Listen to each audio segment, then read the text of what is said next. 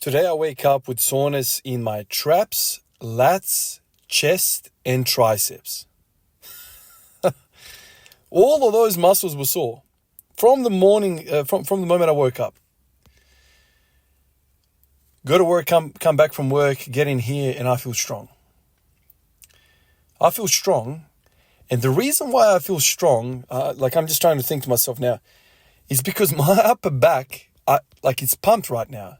You know, I'm so connected with my traps, rhomboids, all of that stuff in between the scapulars, my triceps as well, the tie-in between the tricep and the lat. I feel strong, like I feel connected to that tissue. My lats, even my upper chest, all of this stuff like around my neck area, shoulder girdle, like everything around the shoulders, scapula area, it's all sore. And I come into squat and I'm like, my God, this bar feels light. The moment I unrack it.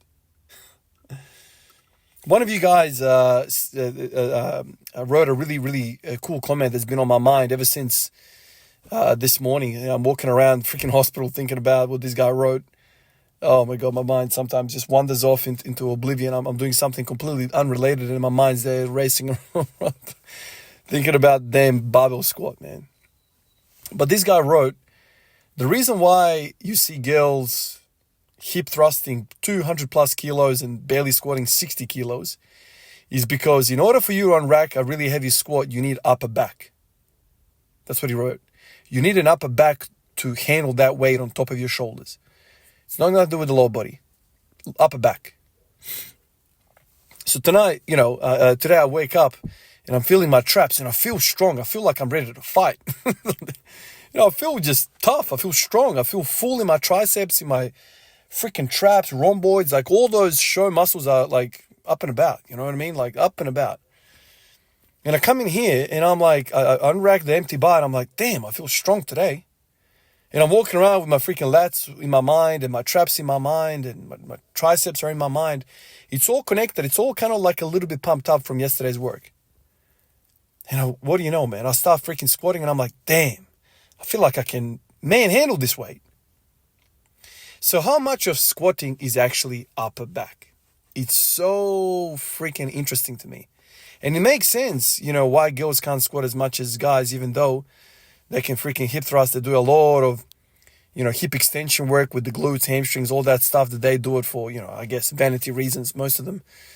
The hip thrust is kind of like a exercise that most girls go to the gym to kind of have a nice shape and, look nice and all that crap, which is perfectly fine, personally, I like a female that has a really developed set of glutes, lower body. That's beautiful. That to me is beauty. And so when I see girls working on it, I'm like, hell yeah. It's like us guys working on pull-ups and lateral raises to, look wide at the top. That's perfectly fine. But the reason why that doesn't translate to heavy barbell squats, it's like what this guy has said. They got no upper back, man. How are they supposed to unrack that shit? And that makes sense to me now. It really makes sense to me because one thing that guys have, generally speaking, because of our builds and because we're freaking male, is that we have much, much stronger upper bodies. A lot of females have like these wide hips, they're fuller legs, all that stuff. Like, they're kind of like made strong in the lower body, but they, I'm guessing, in my experience, when I see a female do a pull-up, I'm like, wow, that is really, really impressive because I know girls struggle with upper body. A lot of them can lunge for days. A lot of them could do a lot of this stuff, lower body. But relatively speaking, the upper body is very weak. They got no lats. They got no traps. They got no all those muscles that are at the top. And this is why they can't squat. And I'm like, man, this kind of makes sense to me. I don't know if it's right or wrong or whatever. There's more to it. But they don't have lats. They don't have that upper back, chest, it's essentially upper body. Everything around the spinal cord that kind of insulates the spinal cord. In the upper body, obviously lower back and lats and traps, all that stuff, all that girth, mass around the thoracic spine. They don't have that. And so when they unrack, they simply can't unrack a heavy weight. They just feel like they're caving at the top. And once you stop caving at the top, once you start rounding over the thoracic spine, the forces just multiply so quickly for the bottom portion that all of a sudden lower back has got a mountain to climb. And you don't want to be mechanically disadvantaging, that's a word, your lower back. And so it all starts with the front defender. The front defender in the basketball game, the point guard, the shooting guard, the perimeter players. Don't get beat. If you don't get beat, you're protecting the big guy from trying to block the shot and trying to contest. And then, they get into foul trouble. So the first man in defense is that upper back business, right?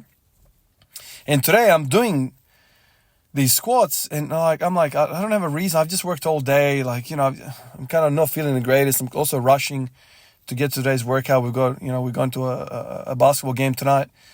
I'm still doing all of this stuff, and I'm just trying to kind of get through with it. And I'm like, okay, I didn't really do a big warm-up. I'm not supposed to be feeling strong, but I feel like I'm manhandling this weight. And the moment I unrack a weight, it basically tells me 80% of the story whether I'm going to go all right with this or not. And maybe that whole sensation of me feeling how the future is going to happen with this weight is purely because my mind's like, your upper back is weak today, dude. You got nothing, and that's why you're not going to be able to squat. And so maybe there's something to it, man, because when I was doing those AMRAP sets with the squats, guess what I was doing, man? Twice a week rowing. Pronated, supinated, single, barbell, all that stuff I was doing. And, at the time, I didn't really understand that was really contributing. All I was trying to do is put a little bit of a more muscular fitness into that tissue. So when I'm holding the bar at the top of these AMRAP sets, it doesn't burn it. I don't unlock the rack. Simply, I can't even hold my freaking hands up to the bar after, a minute of holding that, 180 kilos in my back. Literally, my shoulders are on fire. My rear delt's on fire. I just cannot hold on to it anymore. And so then I start to unlock the rack, and then it becomes just a shit show. So I was doing it for that, but maybe there's something more to it. Maybe there's a lot more to it. Maybe that without the upper back, you can't really get through that much squatting. You can't really just survive the weight because simply your upper back ain't ready.